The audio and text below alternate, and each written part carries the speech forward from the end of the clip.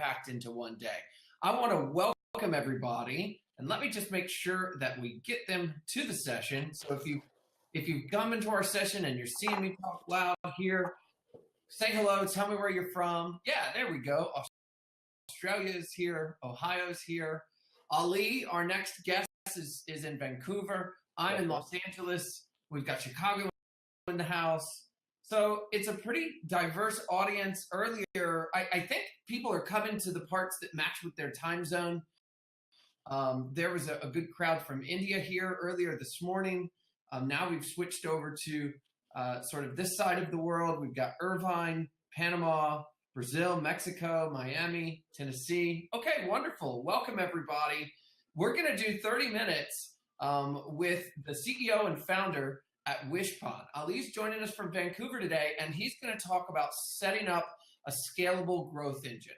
If you don't know who Wishpond is, I'm surprised. They're a really great SaaS email automation software, and I've known of them for years. Ali, it's great to have you. Welcome.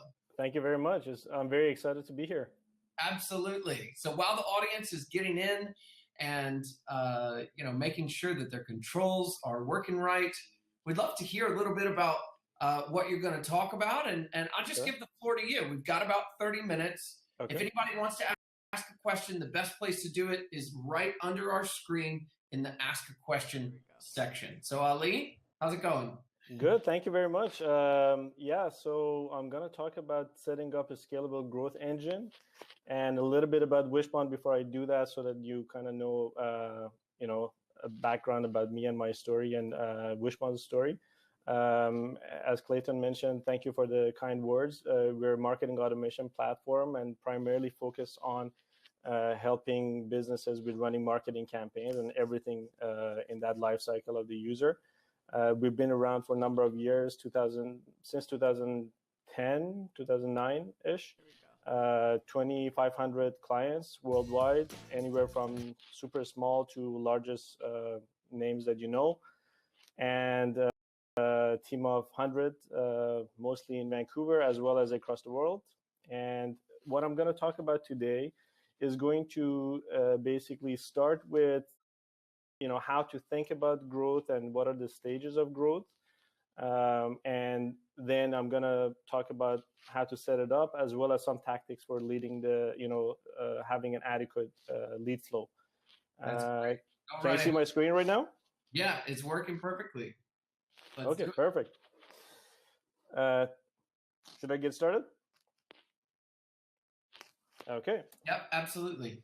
So one graph that I think does a really good job of encapsulating the different stages of growth that a company goes through, hopefully goes through all of these stages, is this one. So what you see here is on the 0, line where the axes meet, is where you gain product market fit, or the beginning stages of product market fit. And what I mean by that is you identify a problem in the market, and you come up with and you have a solution to that. So whether it's product or services, you have a solution to that, and people are willing to pay you for it, or someone is willing to pay you for it. And your growth starts there, and you have some way of reaching customers. And what's very exciting about this is that you're going to have some organic growth, and you're going to have some initial ways of getting traction. And while you're in it, it feels amazing. It feels like this line is going to continue forever, and you're going to have a hockey stick curve, or maybe even better, and it's going to keep exponentially grow. Then at some point, you get to the red area where you see that, our growth is plateaued, and we're not entirely sure. We're doing the same things. In fact, we're actually doing more of them, and we're working harder than ever before, and we've got better at it. Still, it's not growing the way we want. Maybe it's flat, maybe there's some up and down, or maybe it's just growing slowly. And a lot of companies stay there, and some companies are okay with that. If you're growth-minded and you want to scale the company, hopefully this is where you're focused on finding a scalable growth model.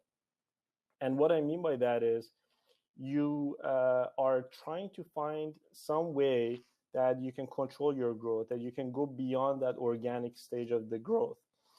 And we're going to talk about that. And one thing that's very important about this stage is that it is quite unpredictable how long this will take.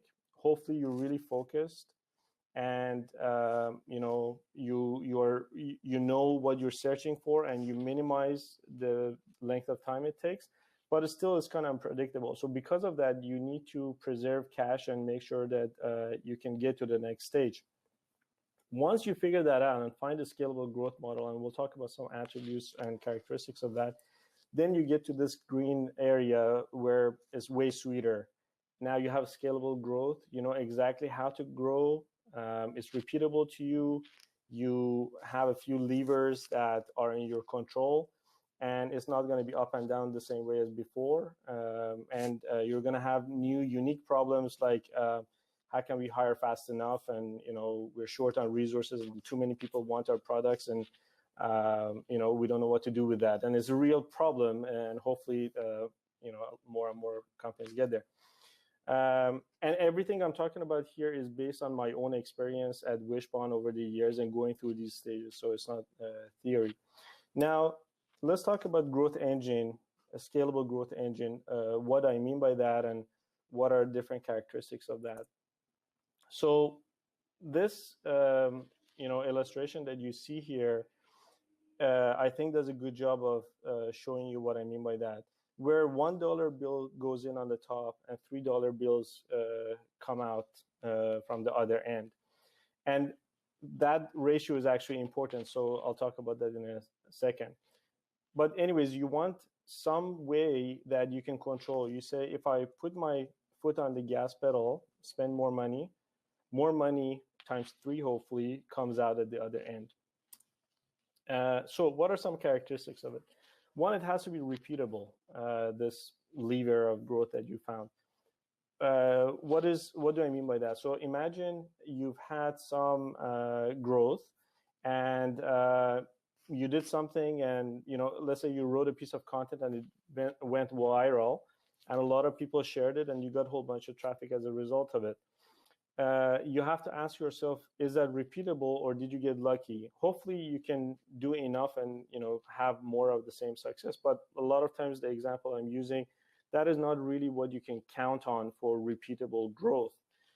So that's not really it. And it has to be scalable. So one example is, let's say you have an ad campaign and it works well for you. $1 spending gives you $3. Awesome. Except, is it scalable? The more you spend, the more you increase your ad budget. Will it still hold, or will it continuously get more and more expensive, and the search volume run out to the point that it will no longer work for you? And if it will not work for some extended period of time, that's not scalable. And it has to obviously be profitable. So not just on the customer acquisition side, but also if you have account management costs, if you have onboarding, setup, maintenance, support, all of those things, server costs, it will still need to be profitable and leave enough for you to invest back into the machine. The long-term value of each customer, and this goes back to the illustration, long-term value of each account you win needs to be at least more than 3 times the acquisition cost. So if it costs you $1,000 to win an account, you need to make sure, this is a rule of thumb, obviously, it could be different for different businesses, but as a rule of thumb, you want to make sure that that $1,000 to get that customer, you're winning deals that are $3,000 worth and above. So 1,000 of it goes to the acquisition cost, the other 2,000, some of it goes to your fixed costs and management costs and ongoing costs, and then leave some profit for you to reinvest into the business. Another aspect that is important is you want to make sure you can recover your acquisition cost under 12 to 18 months. And that's important as well. I've seen a lot of businesses where it costs you $300 to get a new account, and maybe it's worth to you, the long-term value is about $1,000, but it takes you 5 years to recoup that money, and your retention is awesome, but it takes you 5 years. That's too slow. It's too slow for you to be able to get that money and reinvest or go to investors and raise money. So these are some of the elements that you need to think about, and this is really something that if you haven't thought about it this way and you're in that red zone, I encourage you to think about it this way and sit down with your team and say, okay, how can we go there? What are different levers that we can come up with? And also, are we even ready for that? Okay, now let's say you found some engines of growth, one or two, let's say, and before you can really go hard on that, you want to make sure that you have proper pipeline and processes in place as well. So one typical pipeline could look like this, that you attract visitors using a number of ways, let's say in the case of inbound marketing, with SEO, ads, blogging, so forth. And once you've attracted them, you want to make sure that you capture them as leads. And when you capture them as leads using landing pages, pop-ups, different avenues, you don't want to just pass them to sales at that point. That's premature. These guys are really cold, top of funnel leads. You need to do one more thing as well. You need to actually qualify them and turn them into marketing qualified leads. And there are different ways that you can qualify leads. I've seen companies use lead scoring to make sure that these are the people that shared their contact information with us. And they've also had X number of touch points and they've opened a number of our emails. So that's one way. Another way would be based on what they've shared with you, their employee count, what country they're from, what industry they're in. And based on that, we qualify. Those are good, and I'm sure they work for a lot of companies. For us, it's not really those. For us, it's a little bit different. We actually set up sales automation campaigns, sales email automation campaigns, to email those leads that we've captured as if a salesperson is writing those personal emails. And if we get positive or neutral response back, then we consider that a marketing qualified lead, someone who actually said, yes, let's get on a call or something like that. That would be when we would pass it to sales. And all of these orange points so far are in the realm of marketing. Then at that point, the marketing qualified lead is passed to sales. Depending on the size of your business, you might have different levels of specialization. Ideally, you want to have an SDR, sales development rep, who would talk to that prospect once they're qualified from marketing and learns more about their pains and what they want to accomplish and qualifies them and make sure that they fit the profile, as well as create initial interest and vision in their minds, and then schedule a demo with an account executive. And then the account executive would be the one that would give them the demo and would close them. And now we have a one deal. And at that point, so the pink ones, I don't know what color to call them, but let's say pink, are in the realm of sales. Now after that, the account is passed to account management or client success, depending on what the nature of your business is, for onboarding, client success, and hopefully referrals and upsell. Now, between the marketing and sales areas, for you to have predictable growth, you need to make sure that there's a contract. Marketing would give their word that they're going to meet certain targets for marketing qualified leads, and sales says we will do best with these leads and we will close them. So that's the contract, and you want to continuously be able to grow the marketing qualified leads.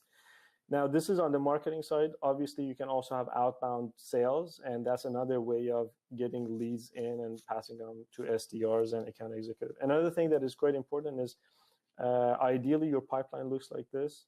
But if you're a smaller team, you might not be able to have all of these specializations, and the same person might do multiple of these or all of them. That's fine as well. As you grow, you want to have more and more specialization. It really comes to benefit you. Okay, now we know what our growth engine is. We've set up a pipeline, and we can do well with the leads we have. Well, now we need to input a whole bunch of leads in it. So we need to have adequate lead flow. And here I'm going to talk about 4 specific tactics to get lead flow. I think in the presentations today, everyone has got a lot of good ideas about how they can, get more leads and more interest. I think these 4 could be helpful as well. And in the middle of them, I'll also talk about some pitfalls and some areas that a lot of companies I see not do them well. So let's say you have some education piece of content, an ebook or an industry report or something like that. This example I'm showing you is when you go to Wishpond, there's a section for ebooks. So someone goes there. If they want to download it, it's lead gated. So that's basic, but a lot of companies don't do that. So we ask for their contact information, and we ask very little, actually. Anything in addition to these that we want, we'll have other team members go and research them. But that may be different for you. Now, this is the part that's quite interesting and is important. Once you've got these leads, as I mentioned, you don't pass them to sales directly. You want to qualify them. How do you qualify them? Well, we're going to put them on some kind of drip campaign. What system do you use for sending the drip campaign? The answer to 99% of the cases when I talk to businesses is we put them on a marketing automation platform. And that's actually not the correct answer in this case. You want to put them on a sales automation platform. So the sales automation platform, like the one I'm using in this screenshot with Reply.io, there's Outreach.io, and there's Persist.io, a whole bunch of different ones, is different in that it actually connects to your corporate Gmail account or to your Outlook account or to your Exchange account. And the email is sent using your own email. And it can also monitor the replies.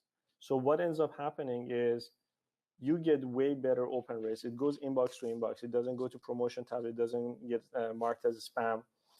In the campaign I'm showing you here, we have 60 to 70% open rate. That's unheard of if you're doing it through marketing automation. And Wishpond, obviously, we're a marketing automation platform. So you need to use the right tool for the right case. Marketing automation would be best for newsletters, for mass marketing emails, for drip campaigns where you don't care about the response back from the client, and it's a little bit different. If it's sales email in lower volumes and you really need to monitor the response, it's important to use one of these tools. And now that we've sent this, look at the response that in the example I've got. We asked, are you available for a call to discuss this further? And then the lead says, I do. How's today at 4:45? That's awesome. Like, that's a really warm lead that sales would love to have, as opposed to if we had an ebook download, and we did in the past, and we would pass it to sales and say, why are you guys not calling these guys? And they would say, yeah, we keep calling and none of them are interested. And that statistically is correct. But when you send someone like this, everyone would love to talk to them, and it doesn't waste anyone's time. Another avenue for generating lead flow is using contests. So this is a contest we ran with Client Boost a few months ago, where we basically put a package together of both of our offerings, and we promoted it again to both of our audiences and said, one person can win this package. And we got more than 500 people signing up for it and sharing it and so forth. And that was great. Now, those 500, again, we put them on a sales drip campaign where you would expect 50 to 100 positive or neutral good responses that sales can then work with. Next one, chat. So this is an example. So you could use a chat bot like Mobile Monkey on your website, so that the traffic that you're already getting on your website or on your blog, you can turn them into leads. And it's very effective and works really well. Now, if the value of each lead is high for you, like a B2B sales or SaaS sales or something like that, and you have manpower, or you can get manpower or woman power, then you might want to do something a little bit different, like the one that I'm showing you here. This is someone going to our blog. Then we have a proactive chat with a real person starting to talk to them. And in this case, they would say, would you like me to share some marketing ideas with you? A conversation starts, and this is an SDR who's trained on providing ideas and examples and discussing the specifics of the client's need. And then they're also trained on how to turn that conversation into, okay, now would you like to see more examples and, live demo with my colleague, the account executive? They would say yes, and they would schedule that with the account executive. So it's a very nice way of now feeding to the funnel. Another one also that is quite helpful, obviously a lot of people don't like it, but it works well, is using welcome mats. So this is on our blog. Let's say you're checking out this blog about growth hacking, 100 hacks, strategies, and techniques. 700 people have shared it. Now, when you hit it for the first time, there's going to be a welcome mat like this one that comes from the top to the bottom with some transparency and encourages you to get started with us with creating great lead gen campaigns. And we get a lot of business through that as well. And if they don't like it, they can say not today and continue. And again, if we get a lead, we feed it into the same system. Okay, so let's talk about some common mistakes. One is founders or managers hiring before they themselves have done it. So this is especially a problem with hiring salespeople. For hiring your first salesperson for this growth engine, let's say, that you've come up with, unless the founders have done it for themselves first, they don't know a lot of things. And then the poor salesperson will have to come and figure it out. And that's not really their job, and that's not what they're good at. So then that person, and I'm talking from experience, that person would come into an environment where business model is not clear, cost of acquisition is too high, and the long-term value is too low. The product is not even there yet. Pipeline is not there. Systems, CRM is not there. And if the founder had done that, and the pitch is not even clear, the presentation is not there, if the founders had done that, they would very quickly be able to figure those things out and make necessary adjustments and prepare a path that is paved to allow for the next person who's hired to become successful. And if the founder says, well, I'm not a salesperson, that's okay. They can still do this, and they must really.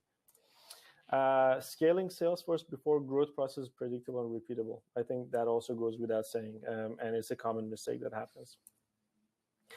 Not producing enough leads. So if you want to grow, that is kind of the input into your system. And as I mentioned again, if you have a marketing team separate from your sales team, or even together, that contract needs to be marketing team kind of saying, we will bring X number of marketing qualified leads, and next month we'll increase it by this much.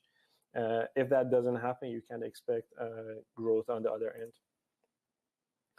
Another common mistake is passing unqualified leads to sales and hoping that they would do well with it. And the sales team members can always complain about quality of the leads, but you don't want to give them someone who just was interested in a contest and was only interested in something that's free. You want to actually have created a little bit more interest and be closer to decision making before you do that. Another one is not segmenting leads. That's also important. So by that, I mean, if you know, for example, in our case, we know certain countries, the value of currency is low, and some of the packages will not make sense to them when they're talking to a salesperson. So then we don't put them on drip campaigns, and we don't pass them to sales. They can still benefit from all the content and everything else we have. We just won't feed them into the funnel. And we've talked about using this common mistake of using marketing automation for sending sales emails. Use marketing automation a lot. We would love you for it. But if it's sales email, use sales automation tools. So in conclusion, what did we discuss? We discussed stages of growth in a company, and hopefully you can see your company somewhere along that path as well. Characteristics of a scalable growth engine, setting up adequate pipeline and processes, tactics for generating adequate lead flow, and common mistakes. That's it. I would be happy to answer any questions. That's great. Much. I think No it might be best to keep that slide up with your contact information. Where can people get in touch with you or reach out for more information or ask questions? They can reach out. That's on Twitter at Ali Taj. You know what? I might as well share my email address as well, as long as hopefully it's not abused. So you can also email me at alit@wishpond.com. Okay, great. And tell us about some of the best examples that Wishpond is used for. Do you have any real world examples other than, you know, the obvious stuff, newsletters and things like that? Mm-hmm. In terms of marketing automation.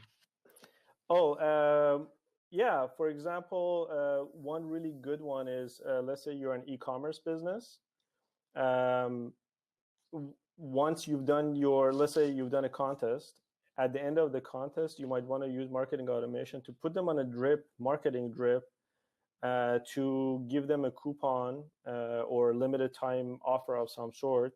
So basically you would say, thank you for entering this contest. While we're waiting for the contest to be finished and announce the winner, we want to thank you and give you this limited time offer or this discount as well.